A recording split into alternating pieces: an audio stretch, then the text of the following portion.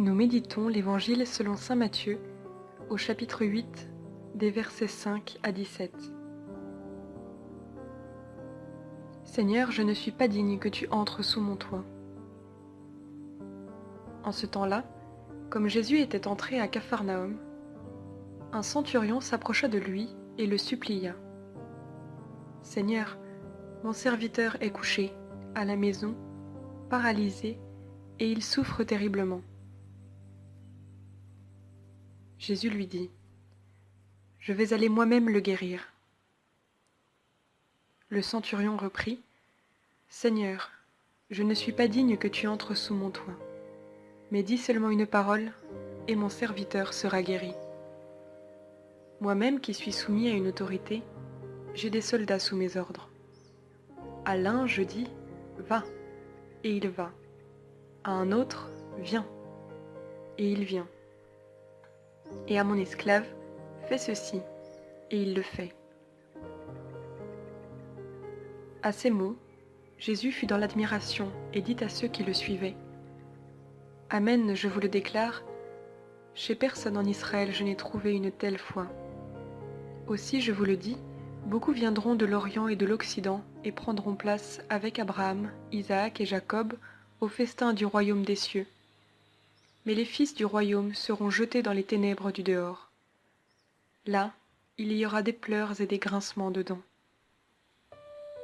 Et Jésus dit au centurion, « Rentre chez toi, que tout se passe pour toi selon ta foi. » Et à l'heure même, le serviteur fut guéri.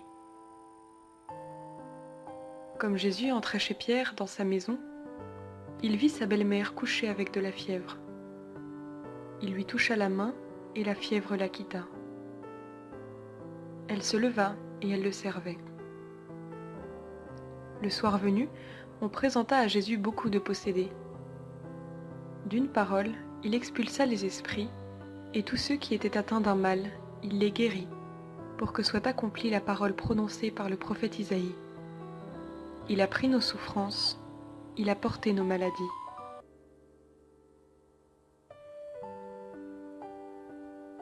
Prière. Seigneur, fais grandir chaque jour notre confiance en toi. Obtiens-nous la persévérance dans la foi. Dans cette foi, nous voulons vivre et mourir.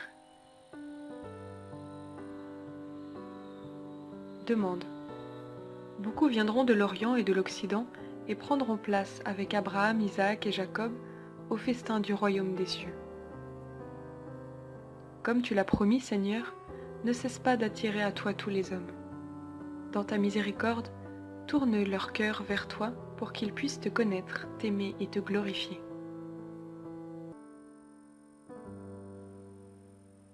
Réflexion, premier point.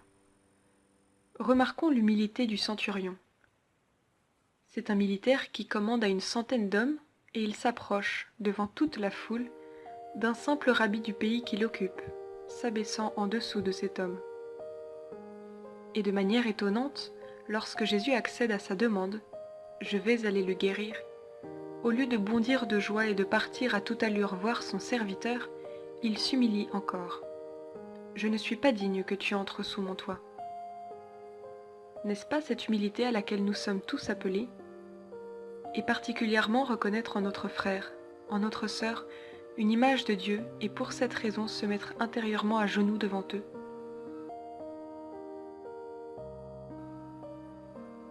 Deuxième point. Le centurion ne demande rien à Jésus. Il lui présente juste un fait, comme Marie à Cana. Il soumet le fait à Jésus, simplement. Il laisse Jésus, qui connaît le fond des cœurs, décider. Il a une très grande confiance en l'autorité de Jésus. Il pressent que Jésus a tout pouvoir sur l'ensemble de la création, et c'est l'union de cette grande humilité et de cette ferme confiance qui force l'admiration de Jésus. C'est elle qui nous est donnée en exemple aujourd'hui.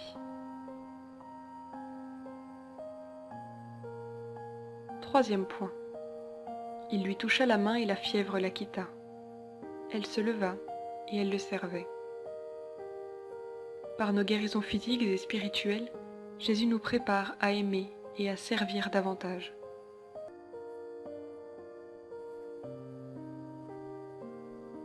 Dialogue avec le Christ. Nous sommes invités chaque dimanche ou les jours où nous communions à dialoguer avec le Christ comme le centurion l'a fait. Seigneur, je suis paralysé, ou celui que j'aime est paralysé et je souffre, ou il souffre. Je vais aller moi-même te guérir. Seigneur, je ne suis pas digne de te recevoir, mais dis une seule parole et je serai guéri. Et après la communion, Jésus nous dit, rentre chez toi, que tout se passe selon ta foi.